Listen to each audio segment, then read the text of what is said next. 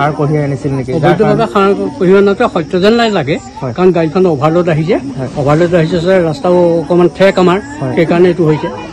মদ্যপান কৰি বা তেনেকে গাড়ী চলোৱাৰ কাৰণে এনেকুৱা ধৰণৰ মদ্যপান কৰি থকাৰ কাৰণে এইটো হৈছে আৰু গাড়ীখন।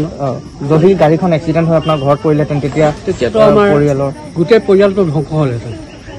প্ৰথমতে ৰক্ষা পৰিছে? প্ৰথমতে এতিয়া ৰক্ষা পৰিছোঁ গোটেই। তথাপি দোকানখনৰ প্ৰায় 12 আৰু 14 এটা ৰুম জৰমাৰ হৈ গৈছে, টিংপাতখিনি গৈছে, আৰু গোহালিটোৰ 6টা পকা খুটা আৰু 2 বান্দল টিং ক্ষতি হৈছে।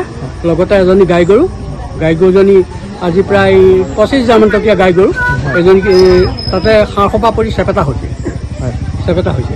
আৰু ফ্ৰণ্টত মোৰ পকা খুটা চকুৱা বেৰা আছিলে, সেই বেৰখনৰ ভাঙি পেলাই গোটেই ক্ষতি কৰিছে।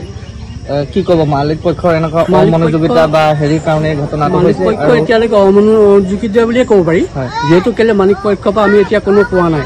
কোনো এটা পাইছোঁ, তেখেতে অহাটো কোনো কোৱা নাই যে আমাৰ অৱস্থাটো তেনে এতিয়া দুৰ্বল হৈ পৰিছে, আমি ভাৰসাম্য হেৰুৱাইছোঁ। আমাৰ জামুগুৰি ৰ'দতে পৰে, আমাৰ বৰপথাৰ থানা পৰে, আৰু ইয়াত যোৰহতীয়া পৰে, পাভজান যোৰহতীয়া। ইয়াতে গাঁও পাভজান যোৰহতীয়া পৰে। ইয়াত 3:30 মান বজাতে আজি ডাঙৰকে চাউণ্ড এটা কৈছে, আমি শুই আছিলো। তাৰপিছত মায়ে আহি পিনি চাইছে, ইনভাৰ্টাৰটো ফুটিছে বুলি ভাবিছে মায়ে। তাৰপৰা মই আগফালে আহি চাইছো, দেখিছো ট্ৰাকখন পৰি আছে, আৰু তাৰপৰা দেখিছো ওপৰৰ দৰ্জাখন খুলি পিনি মানে ল'ৰাকেইটা ওলাই গৈছে। 3জন ল'ৰাক দেখিছো মই ওলাই গৈছে তেওঁলোক। তাৰপাছত দাদাহঁতক মাতিলো, দাদাহঁত আহিলে, তেনেকেই।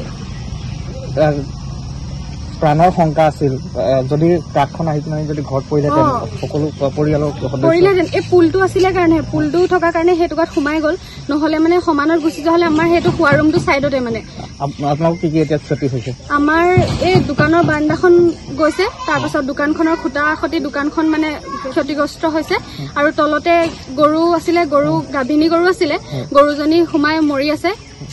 তেনেকে বহুতখিনি হৈছে। কি আছিলে ট্ৰাকত সাৰ আছিলে, DAP বুলি কৈছে, এতিয়া ইউৰিয়াও আছিলে। কি ক'বা গাড়ীৰ মালিক বা মালিক পক্ষই কি ধৰণে ব্যৱস্থা? মালিক পক্ষই বহুত কণ্টেক্ট কৰিব পৰা নগৈছিলে প্ৰথমে, এতিয়া কণ্টেক্ট কৰিব পৰা গৈছে। তেখেতলোকে কথা পাতিছে, ক্ষতিপূৰণ দিম বুলি কৈছে। এতিয়া তেওঁলোকে তথাপিও আহিব লাগিছিলে বুলি ভাবো, কিন্তু ইমান সহজ নহয় অহাটো ইমান দূৰৰ পৰা।